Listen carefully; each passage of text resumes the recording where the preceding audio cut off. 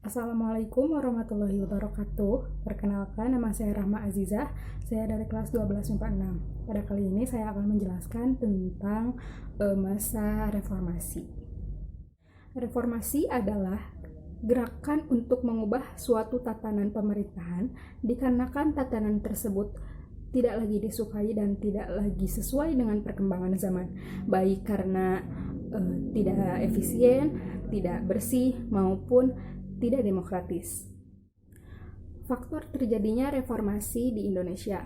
Yang pertama, menjamurnya tindakan korupsi, kolusi, dan nepotisme di kalangan pejabat pemerintahan. Yang kedua, kekuasaan Orde Baru yang sangat tertutup dan otoriter. Yang ketiga, terjadinya krisis ekonomi moneter pada tahun 98. Yang keempat, banyaknya terjadi pelanggaran hak asasi manusia. Yang kelima, adanya perbedaan perlakuan dalam hukum di antara warga negara. Masa reformasi ditandai dengan turunnya Presiden kedua Indonesia, yakni Bapak Soeharto, yang digantikan oleh wakilnya untuk menjadi Presiden ketiga Indonesia, yakni Bapak Baharudin Yusuf Habibie. Setelah dilantik, keesokan harinya Bapak B.J. Habibie langsung membuat Kabinet Reformasi Pembangunan. Kabinet Reformasi Pembangunan memiliki beberapa kebijakan untuk memperbaiki tatanan masyarakat Indonesia. Reformasi di bidang politik. Bapak B.J. Habibie beserta Kabinet Reformasi Pembangunannya mengeluarkan beberapa kebijakan di bidang politik. Yang pertama, diberlakukannya sistem otonomi daerah yang lebih meluas dan lebih demokratis, serta diberlakukannya kebijakan desentralisasi. Yang kedua,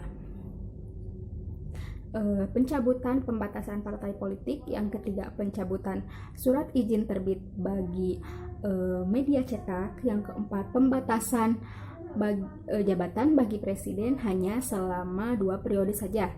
Setiap periodenya hanya berlangsung 5 tahun. Yang selanjutnya, referendum di Timor Timur pada tanggal 30 Agustus 1999. Sebelumnya memang rakyat Timor Timur ingin memisahkan diri dari Indonesia pada masa Orde Baru. Nah, maka pada masa reformasi dilakukanlah referendum. Referendum adalah proses pemungutan suara untuk mengambil keputusan politik yang mempengaruhi negara. Tujuannya adalah untuk memastikan keinginan rakyat Timor Timur bahwa mereka menginginkan otonomi atau menginginkan kemerdekaan.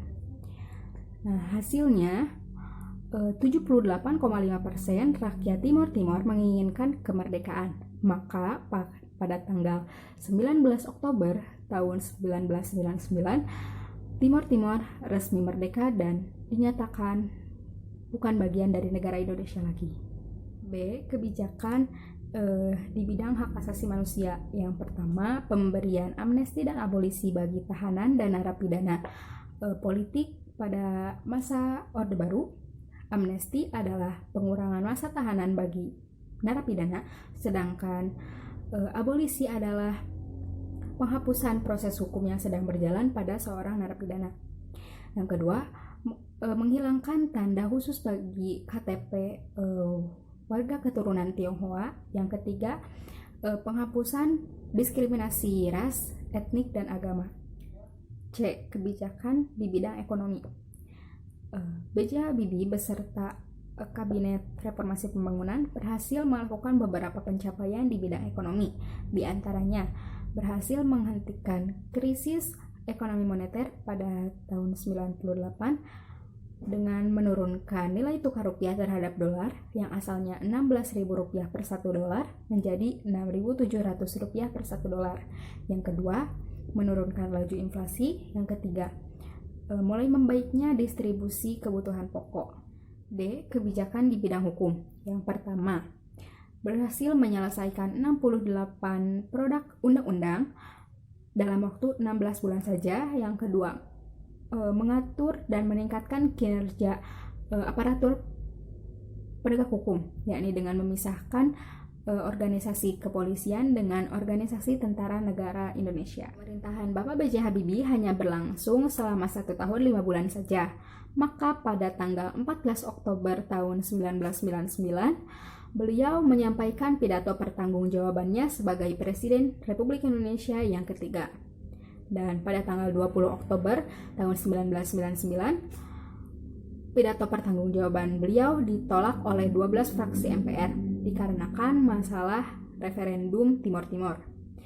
Maka dari itu, Bapak B.J. Habibie menerima dengan ikhlas bahwa pidato pertanggungjawaban sebagai presidennya ditolak dan beliau memutuskan untuk mundur dari pencalonan sebagai presiden di periode berikutnya. Sekian yang dapat saya sampaikan. Mohon maaf apabila ada kesalahan. Wassalamualaikum warahmatullahi wabarakatuh.